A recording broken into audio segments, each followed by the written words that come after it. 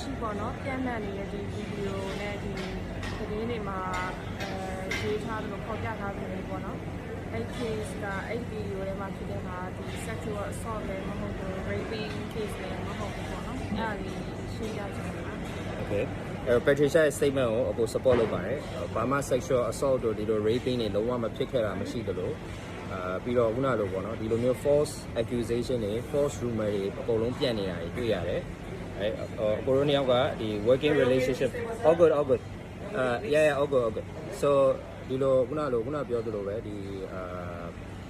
ဘာပဲတော့ရောက်ပါတယ်ဘယ်တော့ရောက်ပါလဲဟိုကလေဟိုကိစ္စဗီဒီယိုကိစ္စokay အဲ့တော့ဟိုဒီအကိုရိုနီယောက်ကလည်း working relationship ကလည်း very good right အဲ့တော့ပြောချင်တာစိတ်ဆောက်လဲအကိုတို့ဒီ project တွေလုပ်နေတာရှိတယ်စိတ်ဆောက်လဲဒီလိုမျိုး project တွေထွက်ဖို့လေးလည်းရှိတယ်ဒါပေမဲ့အခုလောလောဆယ်ပြန့်နေတဲ့သတင်းတွေအကိုက rape လုပ်ပါတယ်အကိုကခုနလိုပဲဒီကနေ့ဟိုဖမ်းထည့်ထားပါတယ်ဆိုတော့ဟုတ်လားဖမ်းထည့်တာဟုတ်လားဖမ်းထည့်ထားပါတယ်ဆိုတဲ့ဟာတွေဒီလို rape case တွေကလုံးဝမဟုတ်ပါကြောင်းအခုဒီဗီဒီယိုကနေပြောချင်ပါတယ်ပြီးတော့ဒီလိုမျိုးအဲ့လို false accusation တွေ false news တွေဆက်ပြီးတော့တင်မဲ့ media တွေပဲဖြစ်ဖြစ်ဒီ